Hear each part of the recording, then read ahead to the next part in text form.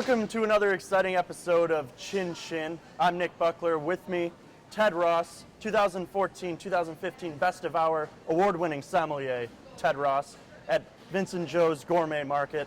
We're here today to talk about the art of wine labels and what goes into them, whether it be the origin of the wine or the graphics. This one right here has caught my eye with the handprint on it. Could you just talk about that a little bit? Thanks for having me, Nick.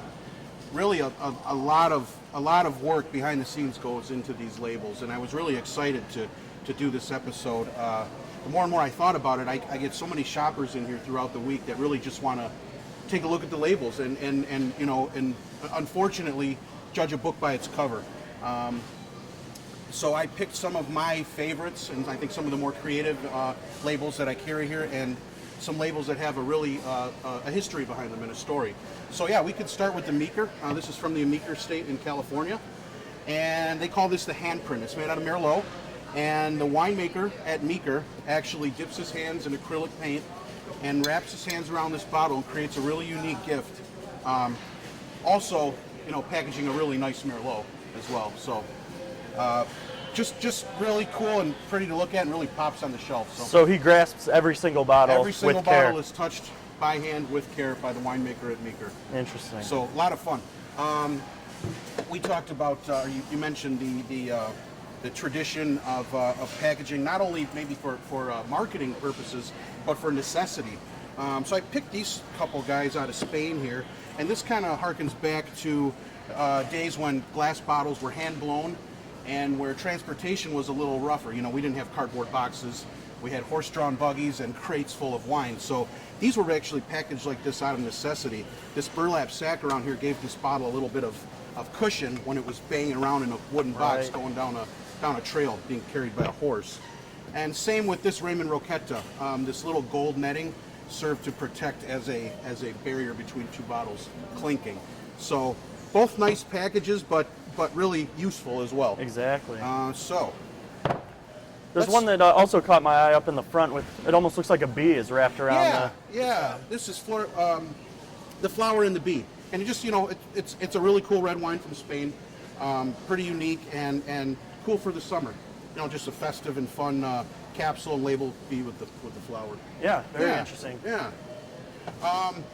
Sticking with Spain, we've got these Matsu wines, and I really love these wines. These are Tinta de Toro, which is Tempranillo grown in the Toro region of Spain.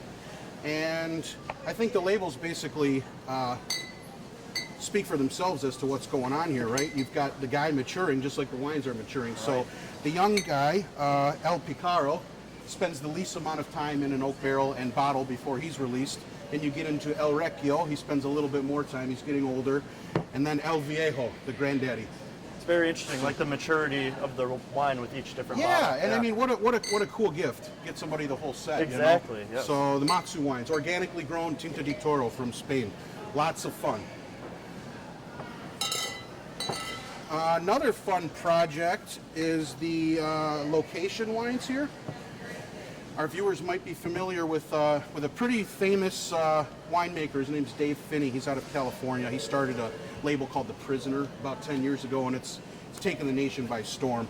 He's not involved in that anymore, but his latest project is what he's calling Locations. Okay. So basically what he's doing is traveling to famous wine-producing regions around the globe and producing kind of a traditional field blend of grapes that are grown there, native grapes that are grown there. So we've got E for España. Yep. This is his Spanish Grenache dominant blend. And then we've got I for Italy, the Tuscan red. So pretty cool wines. Again, he's got an Argentina, he's got a California, he's got a France that he does as well. Easy enough. Just the letter stands for the origin. Yeah, right? I mean, I've had customers buy the whole set just to decorate their bar, Right. And the wines are great inside as well. So what about that one up front there with the nice young woman on the front? Which one do we have? Right there that you got, the sweet bitch, if you will. The sweet bitch, yeah. Well, I don't know if anyone's ever actually opened and drank this wine, but we've sold a lot of it for gifts, especially bachelorette parties. Okay, the makes women sense. come in here and see this, and away she goes. Right, So right. just wanted to throw that in there, kind of fun, Exactly. We've got the little Cantina Zaccanini Montepulciano di Abruzzo with the little piece of grapevine attached to each bottle. Great Perfect. presentation, great wine, food friendly, lots of fun. This is a cool one right here. This is Max Ferdinand Richter. This is an estate in the Mosel region of Germany, and they call this the Graf Zeppelin Riesling. This vineyard produced Rieslings that were served aboard the airship Graf Zeppelin.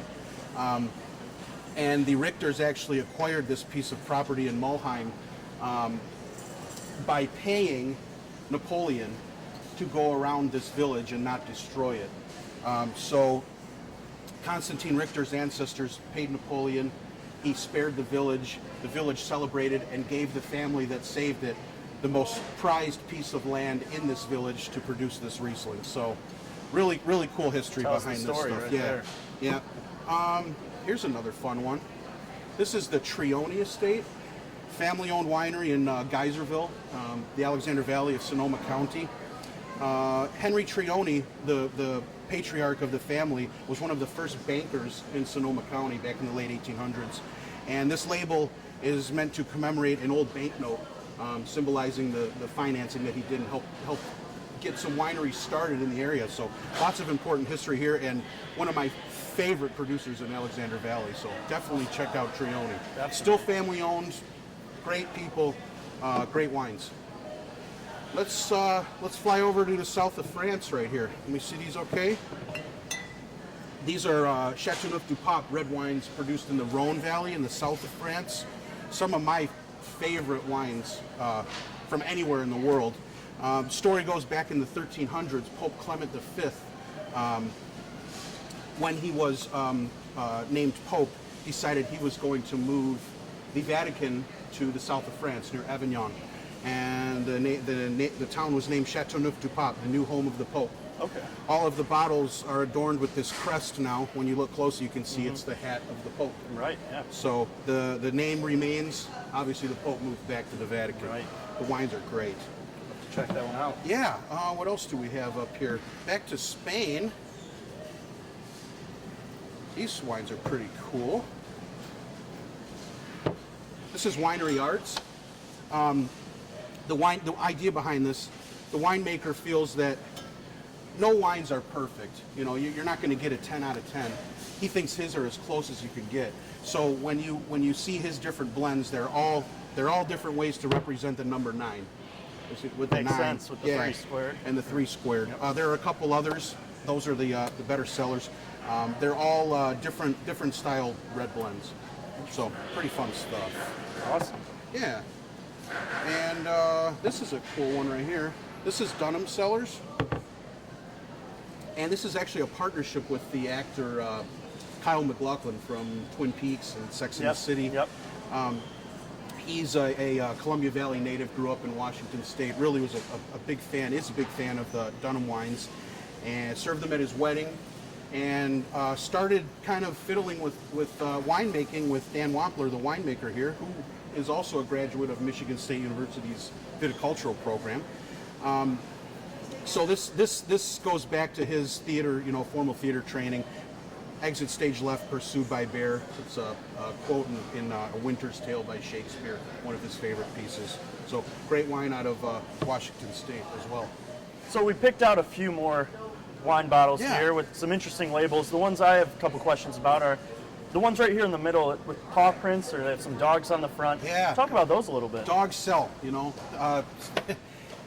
These labels really sell these wines, and they're great wines. The first two right here are Otis and Cooper. These are from the Bowers Harbor Estate up on the Old Mission Peninsula of northern Michigan. So a great place to visit when you're up there It's a vacationing. local one also. Yeah, and these are real dogs, Otis and Cooper. Ran the vineyard and greeted you when you went to the tasting room, and now are commemorated in a bottling of their own. So Awesome. Yeah, great story. No vineyard's complete without a dog. Exactly. This one right here, we talked briefly about Dunham Cellars in Washington. This dog right here was his little three-legged dog he named Port, because he had two legs on the port side of him. Lost one, unfortunately, in a fight with another dog growing up, and that's where Mr. Dunham rescued him and created a wine for him, the three-legged red. So pretty cool, and like I said, dogs sell.